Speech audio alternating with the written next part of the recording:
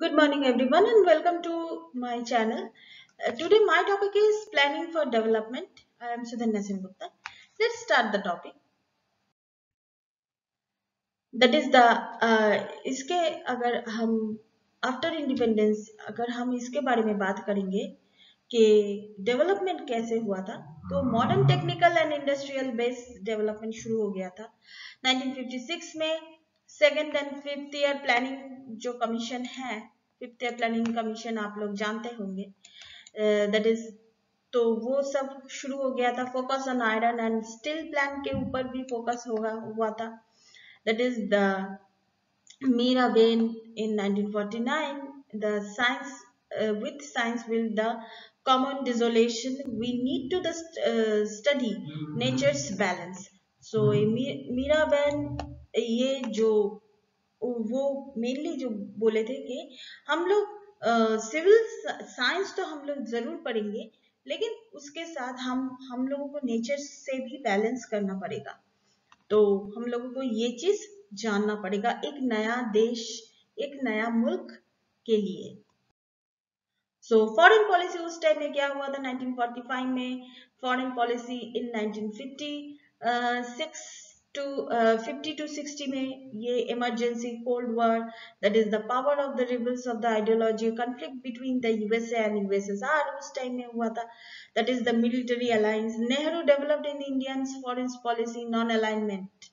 तो नाम जो है, and that is the non-alignment movement, that is the no not to join any major alliance, remain to the isolate or the natural. India played the major role in the mediating Soviet and American alliance. तो उस time में India mainly जो मतलब उनका जो policies था, that is the किसी के साथ भी, कोई भी ग्रुप के साथ भी मेजर अलाइनमेंट मत करे, लेकिन दोनों के साथ ही एक बैलेंस, जो जैसे कि सोवियत यूनियन एंड अमेरिका उस टाइम में बहुत बड़ा एक पॉलिटिक्स में बहुत बड़ा एक रोल था उन लोगों का। तो वो चाहते तो पूरा विश्व वर्ल्ड को कंट्रोल कर सकते हैं, कर सकते थे। तो उस टाइम में इंडिया ने जो किया था, नेहरू उस टाइम में जो किया था, दोनों के साथ ही अच्छा रिश्ता उन्होंने रखे थे, लेकिन मतलब किसी एक के पीछे वो नहीं थे।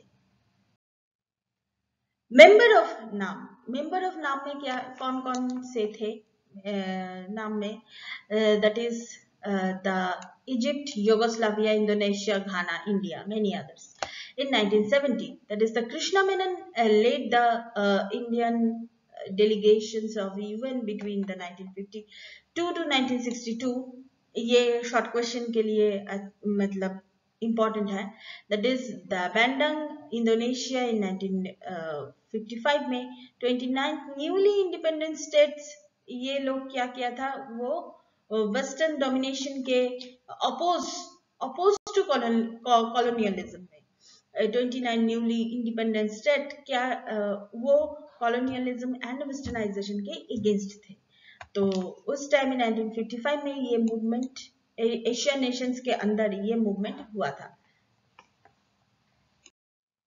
तो सिचुएशंस एज ऑफ नाउ, अब तक का जो सिचुएशन था, that is the press free हो गया था, independence to judiciary, different language India में शुरू हो गया था।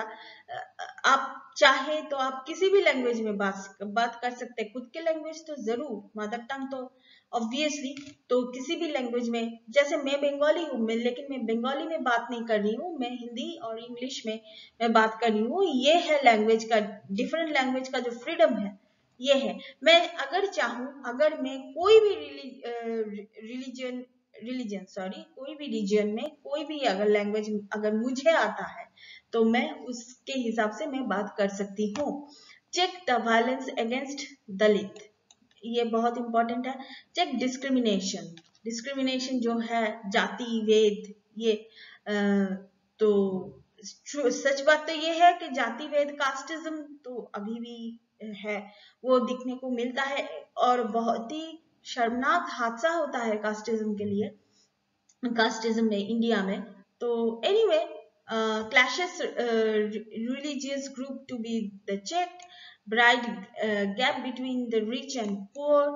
तो ये जो अमीरी गरीबी इसमें जो डिफरेंसेस है, वो ये सिचुएशन अब तक का आफ्टर इंडिपेंडेंस ये सिचुएशन है।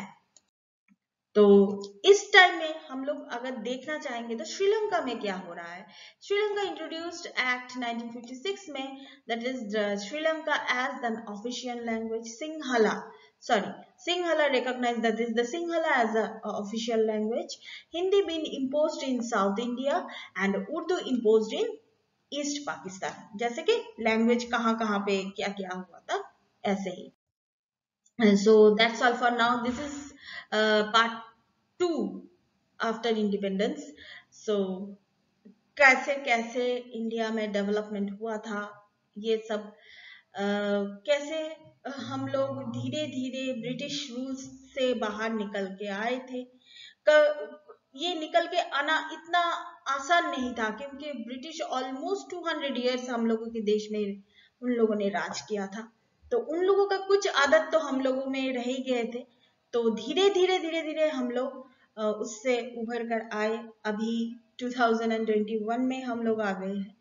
So please keep watching and please subscribe my channel, and please save and please sanitized, wear mask. So thank you so much. Till then, goodbye.